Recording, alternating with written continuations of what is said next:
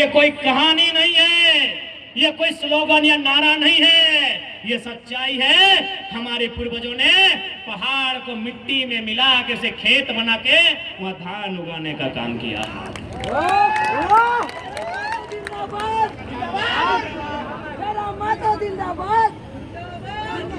इसलिए यदि हम लोग सरकार में आते हैं तो सबसे पहले झारखंड के लोगों की जमीन को सुरक्षित करेंगे। जमीन नहीं तो कुछ भी नहीं। भले आज के दीदी लोग, हाँ ये दीदी लोग भले इंस्टाग्राम वाली दीदी लोग को नहीं मालूम कि जमीन क्या है।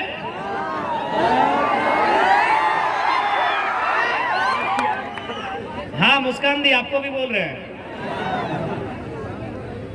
भले आज हमारी बहन लोग को नहीं मालूम है, लेकिन आपको बता दें असली संपत्ति हमारी जमीन का टुकड़ा है।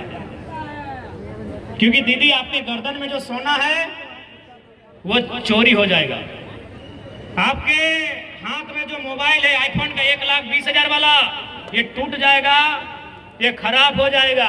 आप जो ये पोजेरो, फॉर्च्यूनर, विटारा, ब्रेजा, सरेजा गाड़ी में आए हैं, ये भी खराब हो जाएगा। लेकिन जमीन कई पीढ़ी से है और जब तक सूरज चांद रहेगा तब तक ये टुकड़ा रहेगा। इसलिए अगर हम लोग आते हैं तो सबसे पहले झारखंड की जमीनों पर कोई नजर न उठाए, CNTSPT की कानून उनको मजबूत करेंगे, उनको प्रभावशाली बनाएंगे। उसके बाद हम लोग तमाम CO को आदेश देंगे कि आप जनता दरबार लगाइए और जो रसीद में गड़बड़ी है उसको फौरन सुधार कीजिए। जो रसीद में गड़बड़ी है और जितना GM लैंड है वो सारा GM लैंड का दाखिल खारिज रैयत के नाम से करवाया जाएगा। एक भी GM लैंड नहीं रहेगा, एक भी GM लैंड झारखंड में नहीं रहेगा। ये काय का GM लैंड?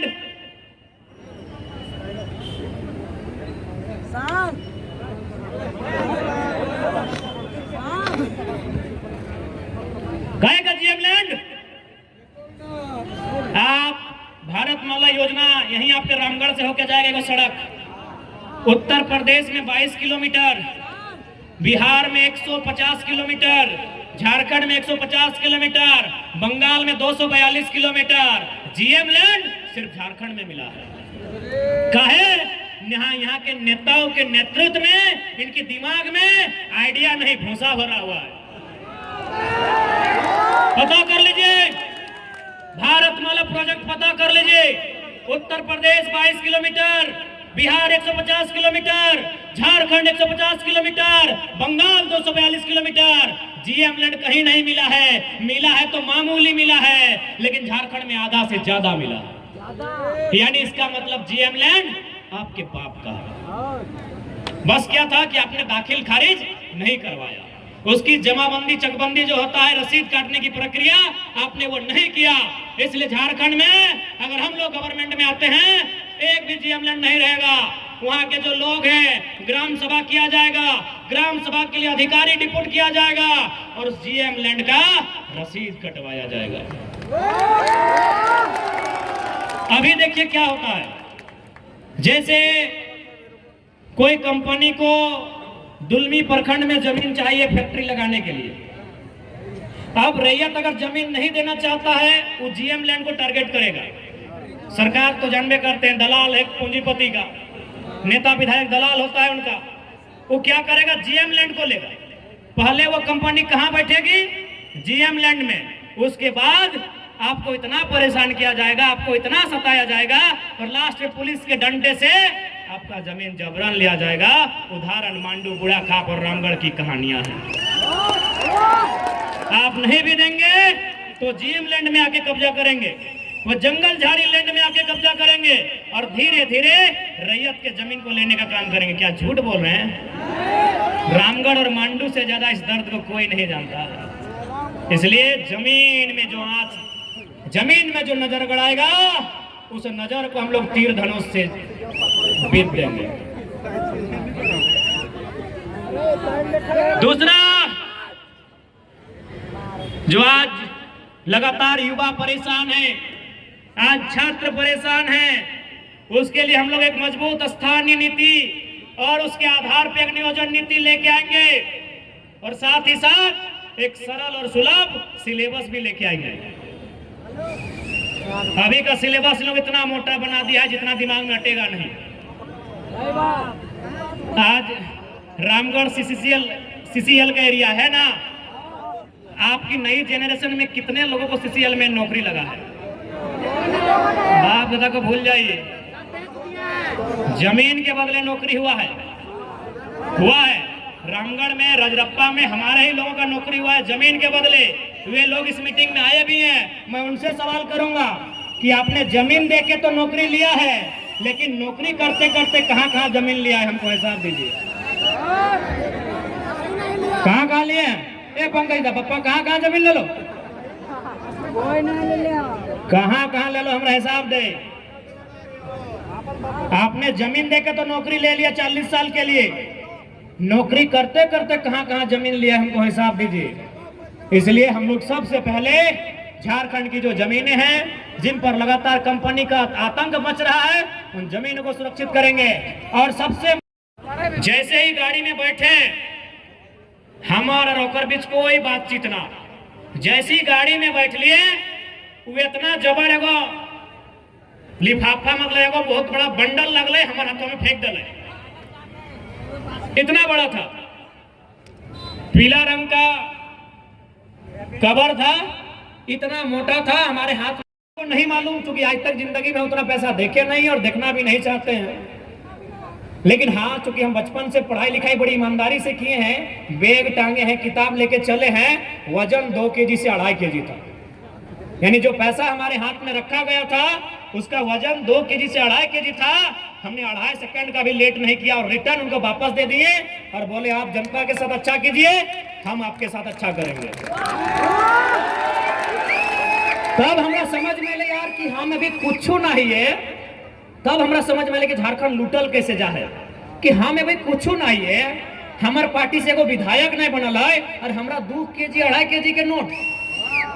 तो सोच जे लोग विधायक बनले है, जे सांसद बनले है, ओकरा कैसे अटैची मिलत है। झारखंड की बर्बादी का कारण यही है, झारखंड की बर्बादी का कारण यही है। अब सवाल होता है कि वो लोग चंदा क्यों देते हैं? हम भी सोचे कि आखिर चंदा काहे देता है ना। जैसे कोई फैक्ट्री को लगाना है प्रदूषण मापक यंत्र, उस यंत्र का दाम है मान के चलिए 50 लाख, उस कंपनी को लगाना है प्रदूषण कंट्रोल करने वाला इक्विपमेंट, उसका दाम है 50 लाख, वो विधायक को दे दिया 5 लाख, 45 लाख का मुनाफा है। हमको अभी समझ में आ रहा है कि आखिर इस झारखंड को बर्बाद करने का रास्ता क्या है, ये झारखंड खोखला कहां से हो रहा है। यानी जिस दिन हमारे लीडर दमगर हो जाएंगे ना, इस झारखंड में किसी का नजर नहीं होगा कि गलत तरीके से उठा के देखेगा। और इस बात का विश्वास दिलाते हैं, यदि हम लोग सत्ता में आ गए, अगर हम लोग सत्ता में आ गए, भले हम लोग सरकार में मंत्री कहे ना बने, अगर वो ईमानदार है और अगर वो एक चपरासी भी है तो नमस्कार करेंगे। यदि हम लोग सत्ता में आए और यदि वो ईमानदार है तो हवलदारी कहे नहीं है, वो चपरासी कहे नहीं है, उनको नमस्कार होगा। लेकिन यदि वो बेईमान और भ्रष्टाचारी होगा तो झुमरा के पहाड़ के सबसे ऊपर के गाछ में चढ़ा कर छोड़ देंगे। जैसे वो नीचे आएगा 1 गिलास पानी पिलाएंगे और पानी पीने के बाद पूछेंगे सर कैसा लग रहा है, और उसके बाद बोलेंगे कि अरे चोरा मुहजारा, तुमको आज जैसा लग रहा है ना, हमको भी वैसा ही लगता था जब इसको साइन करने के लिए 4 दिन तुम घुमा दिया था। एकदम छोड़ने वाले नहीं है, ईमानदारी से बोल रहे एकदम नहीं छोड़ेंगे। जो करप्टेड लोग होंगे झुमरा में चढ़ा चढ़ा के, गाछ पर चढ़ा चढ़ा के इनका हिसाब करेंगे, इस बात की गारंटी है। आज अगर यहाँ के नेता चाहें तो एक दिन में सारा कंपनी ठिकाने में आ जाएगा, एक दिन में सारा माफिया पेंट में 1 नंबर कर लेगा। लेकिन ये नेता चाहते नहीं है, ये चाहते नहीं है, इनको हिस्सा चाहिए। वहां पता नहीं इनका ये पेट है कि दामोदर का नदी है, भरता ही नहीं, ये चाहते नहीं है। हम आपको एक अपनी सच्ची घटना बता रहे हैं। हम अपनी बड़ाई नहीं कर रहे हैं, न अपने मुंह मियां मिट्ठू मान रहे हैं। घटना है गिरिडीह लोकसभा के एक ब्लॉक की। एक दिन शाम को उस ब्लॉक में दो अधिकारी चर्चा कर रहे थे कि सर लग तो रहा है कि जयराम महतो जीत जाएगा, बहुत हवा है लड़का का, जीत जाएगा, बहुत भीड़ होता है उसका कार्यक्रम में, चारों तरफ उसी का नाम है सर, हर जुबान में जयराम महतो है। लेकिन बताइए तो क्या उखाड़ लेगा जीत के? ये ऑफिसर का वर्चन था। वो ऑफिसर क्या बोल रहा है कि अगर जयराम महतो जीत भी गया तो दिल्ली जाके क्या उखाड़ लेगा? अरे उसको भाषण देने का भी मौका नहीं मिलेगा, वो निर्दलीय है, उसको मौका भी नहीं मिलेगा। तब दूसरा ऑफिसर बोला कि नहीं सर, आप बात तो सही बोल रहे हैं, हमको भी यही लग रहा है कि दिल्ली जाके क्या उखाड़ेगा नहीं मालूम, लेकिन सर इतना विश्वास है कि जहां से गिरिडीह लोकसभा का सीमा स्टार्ट होता है, जहां से गिरिडीह लोकसभा सीमा स्टार्ट होता है और जहां खत्म होता है सर, वहां अगर कोई गलत करेगा तो पटक पटक के मार देगा वो।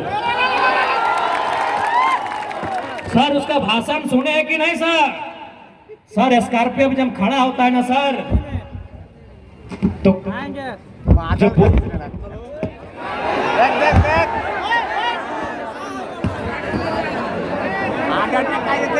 हेलो ए मौसा काय गो, जब सर वो स्कॉर्पियो में खड़ा होता है ना सर, उसका आंख देखे सर, आंख लाल दिखता है। यानी हमको पूरा विश्वास है दिल्ली में क्या उखड़ेगा नहीं मालूम सर, लेकिन जो प्रखंड में जो घुसखोरी चल रहा है ना सर, कसम से बोल रहे हैं एक एक गो को उठा के पटकेगा रोड में वो। और उसका लड़का लोग को देखे कि नहीं सर, अपने बया खेपा लड़का है सर उसका टीम में, जान देने से नहीं डरता है सर। तो जो जान देने से नहीं डरता है वो लेने से भी नहीं डरेगा। ये दो अधिकारी ब्लॉक के बाहर एक दुकान था चाय का, वहां बैठ के चर्चा कर रहे थे कि जयराम महतो दिल्ली में कुछ नहीं उखाड़ पाएगा, हमको भी लगता है, लेकिन यहाँ उखाड़ उखाड़ के फेंक देगा। तो इस बात की आपको गारंटी देते हैं, जिस दिन हम लोग राजधानी में अपना स्थान बनाएंगे उस दिन जो भी करप्टेड लोग होंगे उनको सीधा झुमरा के पहाड़ में ले जाके उल्टा नहीं करवाएंगे, उल्टा उल्टा कैसे घोलटाएंगे उनको। सीधा उंगली से झारखंड में घी नहीं निकलेगा। अब बहुत कोई बोलेगा कि नहीं वो लड़का एकदम झगड़ा है, बोलेगा कि जयराम महतो टाइगर झगड़ा है, खाली झगड़ा का बात करता है। तो बोलिएगा 24 साल आप लोग श्री श्रीमान बोल के क्या उखाड़ लिए? 24 साल क्या उखाड़ लिए? आज भी तो एगो मामूली आदमी थाना प्रभारी के सामने गया तो ऐसे खड़ा होता है, सर बोलिए कहे बुलाए? आप नौकर है क्या? आप मालिक है। ये श्रीमान और श्री श्री बोल के ये लोग क्या उखाड़ लिए? तो इसीलिए पर मौका दीजिए ना, जो ईमानदार है उसको श्री और जो बेईमान है उसको रे। जो ईमानदार है उसको श्री जारदा आओ पुलिस वाला दादा के बोला प्रणाम ना। जो ईमानदार है उसको श्री और जो बेईमान है उसको रे। एक बार मौका दीजिए ना, इनको बताएंगे पावर क्या होता है। एक बार मौका दीजिए, इन घुसखोरों को, दलालों को, लुटखोरों को बताएंगे कि लोकतांत्रिक देश में एक नेता की हैसियत क्या होती है। एक बार मौका दीजिए, इनको बताएंगे कि लोकतंत्र क्या है और की ताकत क्या है। एक बार अवसर दीजिए और इस बात की पूरी गारंटी है, इस बात की पूरी गारंटी है, कोई बख्शे नहीं जाएंगे। इसलिए आज तमाम झारखंड के जनमानस तोहनी के साफ साफ स्पष्ट कह जाबो कि यदि आज चेतला नहीं, आज अगर जागे के चेष्टा नहीं करला तो आने वाला 20 साल बाद हमने की स्थिति और बुरा हो जेतो।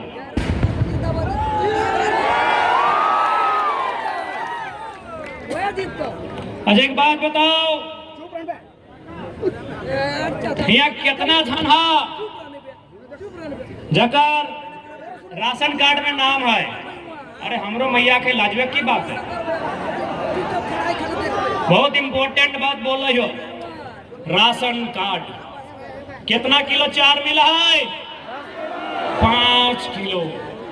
हमने पूरा परेशान, लाइन लग गया, बीडीओ सीओ के गोड़ पकड़ लेला कि राशन कार्ड में नाम चढ़ा दे। अच्छा एक बात बताइए, राशन कार्ड में नाम चढ़ाना आपकी आजादी का प्रतीक है या गुलामी का? हाँ या ना बताइए। राशन कार्ड में नाम चढ़ाना आजादी है या गुलामी? जितना माय मौसी गिला है 20 साल पहले तोहनी याद करा, जितना मैया मौसियन तोहनी हा याद करा 20 साल पहले हमनी के घर कोई मांगे वाला आवा, मांगे वाला पूजा है ना, कोई पीर फकीर, कोई साधु, कोई गरीब अगर हमने घर मांगे आवा हमनी सुपुआ में ओकरा धान चार दे हलिए कि नहीं? हाँ या ना? सुपुआ में साज के ओकरा धान चार दे हलिए ना? हमरा बुझाए प्रत्येक दिन, हर एक दिन, यानी आज बताओ जे लोग आज से 15-20 साल पहले मांगे छांदे वाला के सुपुआ में पहुंचर के 10 किलो चार धान महीना में दे देहलाए, आज 5 किलो खातिर लाइन लग गए। सोच के देख कहां से कहां आएगा। बहुत ही सीरियस और गंभीर बात बोल रहे हैं। मेरी जितनी आयु नहीं है उससे बड़ा बात बोल रहे हैं कि गलत बोला यो? गलत बोल रहे हैं? ए चुल पाकल दादी साहब, बूढ़ी साहब, ए चुल पाकल बूढ़ी है, गलत बोला यो? सुपुआ में निकाल के महीना में 10 किलो 15 किलो अनाज तो दान देहली वो आदमी तो हले कि नहीं? और आज तोर बहु बेटी 5 किलो चोरा खातिर लाइन में लग गलो, सोच तो कहां से कहां आई गली। गलत बोला यो? एक समय हमने घर में बेटा वाला बेटा की बोला है तोनी रामगढ़ में बाइंड, अरे की बोले बाइंड, अरे जे पोरवा के डोरा बनाए के भीतर धानवा चार रख के जे पोरा से लपटा वाली पोरा के डोरवा से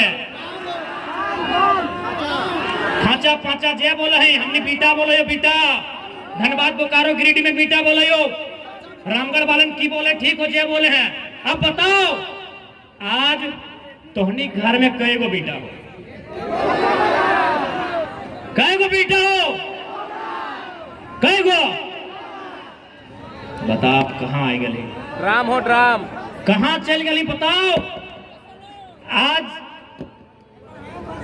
जयराम महतो के सुने खातिर हजारों लोग यह खातिर आवे है कि 29 साल का लड़का 29,000 साल के इतिहास के आधा घंटा में समझा के रख दे। एक 29 साल का लड़का 29,000 साल के इतिहास को अपने सामने रख देता है, इसीलिए लोग उसे सुनने आते हैं।